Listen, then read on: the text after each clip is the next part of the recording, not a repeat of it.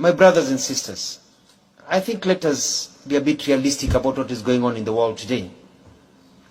Many years ago, in Berlin, Europeans sat down and subdivided our continent, at times separating a brother from a sister. After they finished doing that and colonizing us, they went ahead and taught us to fear, hate, and keep away from each other. So you are my neighbor, but I fear you, and I don't want to mingle with you. Let me give you an example and use a few African examples. Today, it is easier for a European to travel within Europe without requirement of a visa. They can trade, make money, visit each other, spend money, and the European Union area, they're making a lot of money, they're becoming rich and rich every day. In Africa, our former colonies and what they taught us still prevails. Then they mingle among each other.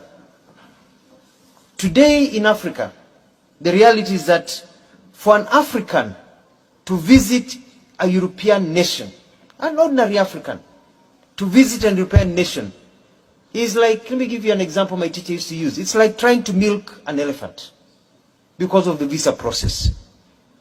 However, for a European to visit an African nation, most of our nations, it is like a walk on the beach. It's like going to have a cup of tea.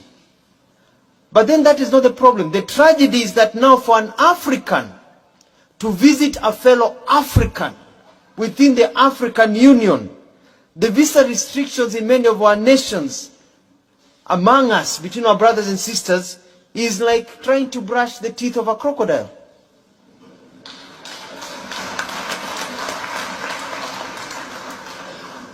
They came, divided us, and they have taught us to keep each other from each other.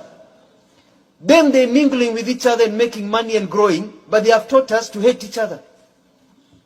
But for us to really enjoy the true economic benefits of the Africa Continental Free Trade Area, we need to behave like the Europeans and allow for the free movement of people and trade.